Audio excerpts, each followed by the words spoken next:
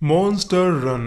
कहानी की शुरुआत में हम जीमो नाम की एक लड़की को एक डॉक्टर के साथ देखते हैं। दरअसल जीमो को बचपन से ही अपने आसपास मॉन्स्टर्स दिखते थे जिन्हें कोई भी आम इंसान नहीं देख पाता था, और यही वजह थी कि जीमो की माँ ने उसे एक मेंटल असाइलम में डाल दिया था क्योंकि उन्हें लगता था कि जीमो पागल हो चुकी है। अब डॉक्टर जीमो से पूछते हैं कि क्या तुम्हें अब भी मॉन्स्टर्स दिखते हैं, जिस दौरान जीमो एक मॉन्स्टर को डॉक्टर के हाथ पर स्क्रैच मारते हुए देखती है, मगर उससे अब इस असाइलम से निकलना था, इसीलिए वो डॉक्टर से झूठ बोल देती है। उसे अब मॉन्स्टर नहीं नजर आते और डॉक्टर को लगता है कि वो अब ठीक हो चुकी है, इसीलिए वो उसे जाने देते हैं। इसके बाद अपना गुजर बसर करने के लिए जीमो एक सुपरमार्केट में काम करने लग जाती है क्योंकि उसकी मॉम अपनी बीमारी की वजह से इस वक्त हॉस्पिटल में एडमिट है। अब एक दिन सुपरमार्केट में काम करते वक्त जीमो को वहाँ आसपास किसी मॉन्स्टर के होने का एहसास होता है और उससे काम में एक गलती हो जाती है, इसीलिए उसका बॉस जीमो को काफी खरी खोटी सुनाता है और सजा के तौर पर उसे बाहर जाकर पैम्पलेट्स बांटने का काम देता है।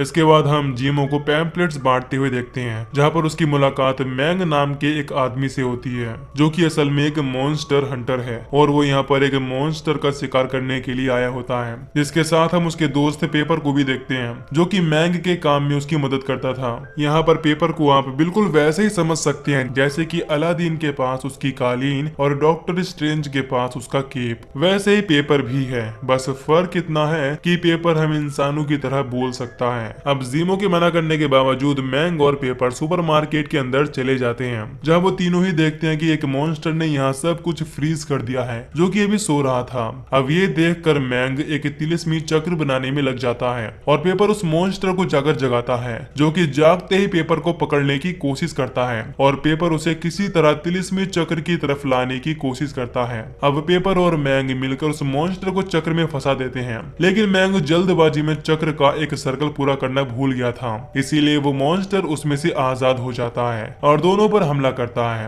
हालांकि मैंग फुर्ती दिखाते हुए एक मैजिकल चार्म की मदद से उस मॉन्स्टर को एक क्रिस्टल में बदल देता है और ये सब देखकर जीमो काफी खुश होती है क्योंकि वो जान चुकी थी कि वो दुनिया में अकेली नहीं है, इससे मॉन्स्टर्स दिखाई देते हैं। इसीलिए वो मैंग से काफी सारे सवाल पूछती है जिनका मैंग कोई भी जवाब दिए बिना वहां से चला जाता है, मगर जाते वक्त मैंग उस क्रिस्टल को गलती से वहीं गिरा देता है। इसे जीमो तुरंत उठा लेती है। इसके बाद हमें एक लोटस नाम की लेडी दिखाई जाती है जो कि जादू की मदद से ये सब देख रही होती है और वो जीमो को देखकर कहती है कि मुझे अब तक किसी लड़की की तलाश थी और वो अपने सबसे काबिल मॉन्स्टर हंटर स्पेड को जाकर जीमो को उस तक लाने को कहती है। यहाँ लोटस जीमो से क्या चाहती है ये हमें आगे जानने को मिलेगा। अब सुपरमार्केट में मैंग ने जो तोड़फोड़ की थी उसका इल्जाम जीमो पर आ जाता है और ये खबर हर तरफ आग की तरह फैल जाती है। इस वजह से जीमो की नौकरी तो जाती ही है, साथ ही उसका मकान मालिक भी उसे घर से बाहर निकाल देता है क्योंकि उन्हें लग रहा था कि अभी तक जीमो का पागलपन खत्म नहीं हुआ है। वहीं दूसरी तरफ हम मैंग के घर एक चार्लीन नाम की लड़की को देखते हैं जो कि मैंग से मॉन्स्टर क्रिस्टल खरीदा करती थी।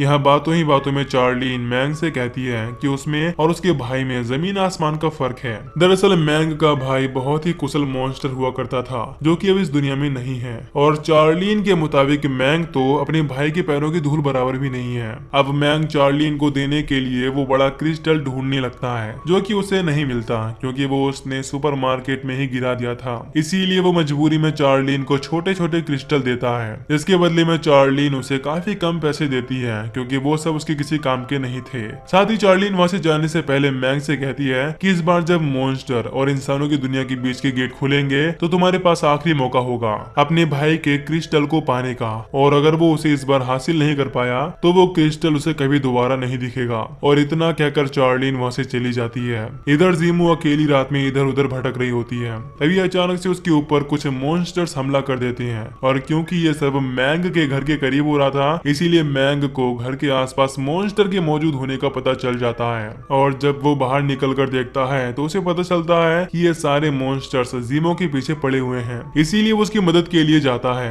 मगर मॉन्स्टर्स की तादाद ज्यादा होने की वजह से मैंग भी उनसे हार रहा था। तभी वहाँ कई सारे और मॉन्स्टर हंटर आ जाते हैं जो कि उन सारे मॉन्स्टर को चुटकियों में खत्म कर देते हैं क्योंकि उनके पास मैंग से भी अच्छे हथियार थे, और साथ ही वो सभी मॉन्स्टर हंटर मैंग को धमकाते हैं कि ये उनका इलाका है और आज के बाद वो यहाँ दिखाई ना दे। दरअसल मॉन्स्टर हंटर्स मॉन्स्टर को क्रिस्टल में बदलकर उसे बेचने का काम करते हैं। इसके बाद जीमो मैंग के पास उसकी गाड़ी में आकर बैठ जाती है और साथ ही वो मैंग को उसका वही मॉन्स्टर क्रिस्टल दे देती है जो कि उसने गिरा दिया था। साथ ही वो बताती है कि वो बचपन से ही मॉन्स्टर्स देख सकती है, इसीलिए उसकी माँ ने उसको मेंटल अजाइलम भेज दिया था और अब ये मॉन्स्टर्स उसकी जान के दुश्मन क्यों बने हुए हैं। इसके जवाब में मैंग कहता है कि तुम्हारे इन सभी सवालों के जवाब मेरे पास तो नहीं है, पर मैं किसी को जानता हूँ जो कि तुम्हारे हर सवाल का जवाब दे सकता है। और फिर अगली सुबह मैंग जीमो को लेकर पिंग नाम के आदमी के पास पहुंचता है जिनका आधा शरीर शेर की तरह और आधा इंसान की तरह था, मतलब कि वो भी कभी मॉन्स्टर ही थे जो कि इंसानों की दुनिया में हमेशा के लिए रुकने की वजह से इंसान में बदल गए। पिंग जीमो को बताती है कि मॉन्स्टर्स और इंसानों की दुनिया एक दूसरे के पैरेलल है, जिसके कभी कभी एक हो जाने की वजह से मॉन्स्टर्स यहाँ आ जाते हैं और उन मॉन्स्टर्स के शिकार करके मॉन्स्टर्स हंटर उन्हें क्रिस्टल में बदल देते हैं, जिनसे उन मॉन्स्टर्स की शक्ति को कोई भी हासिल कर सकता है। और तुम्हें ये मॉन्स्टर्स इसीलिए दिखाई देते हैं क्योंकि तुम मॉन्स्टर और इंसानों की दुनिया के बीच के गेट की अगली गार्डियन हो जो कि कुछ दिनों में खुलने वाला है। और जब ये गेट खुलेगा तो जीमो को उसकी सारी शक्तियां मिल जाएंगी। साथ ही पिंग बताती है कि अभी प्रेजेंट समय की गार्डियन लोटस है जो कि नहीं चाहती कि उसकी शक्तियां चली जाएं, इसीलिए वो जीमो को पकड़कर उसकी शक्तियां अपने में सोखना चाहती है। वो नहीं चाहती कि उसकी जगह कोई और ले, इसीलिए वो मॉन्स्टर की मदद से जीमो पर समय समय पर अटैक करवा रही है। और बीतते हुए समय के साथ वो जीमो को अगवा करने की कोशिश जरूर करेगी, क्योंकि जैसे जैसे गेट खुलने का समय करीब आएगा वैसे वैसे जीमो अपनी शक्तियों का ठीक से इस्तेमाल करना सीख जाएगी। लेकिन जब तक गेट नहीं खुल जाता तब तक जीमो को लोटस से बचकर रहना होगा। इसके लिए पिंग जीमो को ब्लड चार्म और इनविजिबल चार्म कार्ड देते हैं, जिनमें से ब्लड चार्म को जीमो उस पर लगा सकती है जिस पर वो भरोसा करती है और इनविजिबल चार्म उसे 3 दिन तक छुपने में मदद करेगा। ये बात जानकर जीमो बिना सोचे समझे ही ब्लड चार्म मैंग के ऊपर लगा देती है, क्योंकि वो इस वक्त सिर्फ उसी पर भरोसा करती थी। हालांकि उसके इस फैसले से पिंग बिल्कुल भी खुश नहीं होते, मगर अब वो कुछ नहीं कर सकते थे, इसीलिए वो मैंग से जीमो को अपने घर ले जाने के लिए कहते हैं, क्योंकि जीमो की हिफाजत करना अब मैंग की ही जिम्मेदारी है। इसके बाद मैंग और जीमो वहाँ से चले जाते हैं। अब जब मैंग जीमो के साथ अपने घर की तरफ जा रहा होता है तभी वो लोग खुद को एक लूप में फंसा हुआ पाते हैं, मतलब कि उनके ऊपर किसी ने जादू का इस्तेमाल किया था। और जल्दी ही हमें पता चल जाता है कि ये काम स्पेड का है, इसे लोटस ने जीमो को लाने के लिए भेजा था। अब यहाँ मैंग और स्पेड में काफी लड़ाई होती है, लेकिन आखिर में मैंग जीमो को स्पेड से बचाकर घर ले आता है, जहाँ मैंग जीमो से इनविजिबल चार्म लेकर उसे घर की दीवार पर लगा देता है, जिसकी वजह से उसका घर इस डायमेंशन से पूरी तरह गायब हो जाता है और इसी तरह उन्हें 3 दिन तक छिपकर रहना होगा।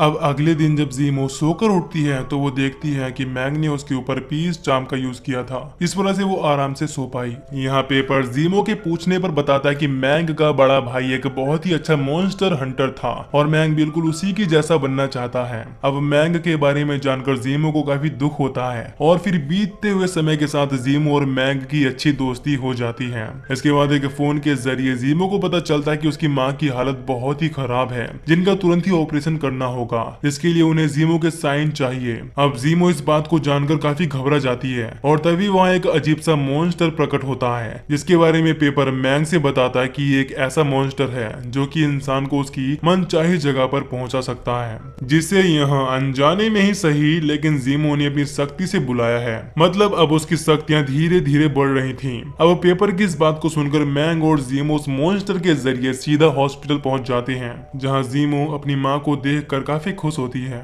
लेकिन मैंग को ये समझने में बिल्कुल भी देर नहीं लगती कि वो लोग काल चक्र में फंस चुके हैं, जो काम लोटस का था। मतलब ये सब लोटस का ही किया धरा था, उसी ने जीमो को झूठा कॉल करके यहाँ बुलाया है। अब लोटस जीमो से कहती है कि उसकी माँ की इस हालत का जिम्मेदार कोई और नहीं बल्कि उसकी शक्तियां हैं। वो जीमो को याद करने के लिए कहती है जब वो छोटी थी तब उसने गलती से अपनी शक्तियों के जरिए एक मॉन्स्टर को यहाँ बुला लिया था, जिसने तुम्हारी माँ की ये हालत कर दी। आगे वो जीमो को बताती है कि यह शक्ति उसके लिए श्राप है। यह सब सुनकर जीमो को काफी गुस्सा आ जाता है और वो अपनी शक्तियों का इस्तेमाल करके वहाँ तोड़ फोड़ करने लग जाती है, जहाँ लोटस उसे समझाते हुए कहती है कि वो अभी भी उसकी मदद कर सकती है, वो उससे उसकी सारी शक्तियां सोख लेगी, जिसके बाद जीमो के करीबियों को कोई नुकसान नहीं पहुंचेगा और वो एक आम जिंदगी जी पाएगी। अब जीमो लोटस की बातों में आ जाती है। इसके बाद लोटस अपने साथ उसे एक अनजान जगह पर लेकर चली जाती है। वहीं दूसरी तरफ स्पेड पेपर को पूरी तरह से जलाकर खाक कर देता है, साथ ही वो मैंग के हाथ को भी अपनी शक्तियों के जरिए जला देता है। इसके बाद पेपर की राख उड़ते हुए पिंग के पास पहुंचकर उन्हें सब कुछ बताते हुए कहती है कि मैंग को उनकी मदद की जरूरत है। ये सुनकर पिंग अपनी शक्तियों की मदद से मैंग को अपने पास बुला लेते हैं और उससे कहती बताते हैं कि उनके पास अभी भी उम्मीद है, क्योंकि जीमो ने अभी पूरी तरह से हार नहीं मानी है और क्योंकि उसने तुम पर भरोसा किया है, इसीलिए तुम्हें हर कीमत पर उसे बचाना होगा। इसके बाद पिंग पेपर की राख से मैंग का हाथ बना देते हैं, जिससे उसे काफी अच्छा लगता है और वो जीमो को बचाने के लिए उसके पास पहुंच जाता है, जिसके आने का एहसास जीमो को भी हो जाता है। हालांकि यहाँ लोटस ने उसकी शक्तियां सोखने की प्रक्रिया शुरू कर दी थी, क्योंकि गेट जल्दी ही खुलने वाला था। यहाँ मैंग जीमो को बचाने के लिए आगे बढ़ता है, तभी उसके रास्ते को स्पेड रोक लेता है और दोनों में काफी शानदार फाइट की शुरुआत हो जाती है, जिसमें स्पेड पूरी तरह से मैंग पर भारी पड़ रहा था। वहीं दूसरी तरफ वो गेट खुलना शुरू हो गया था, जिसकी वजह से मैंग और स्पेड को एक क्रिस्टल नजर आता है। दरअसल ये क्रिस्टल मैंग के भाई का था और इसी को हासिल करना मैंग का सपना था। इसके बारे में चार्लिन ने भी मैंग को बताया था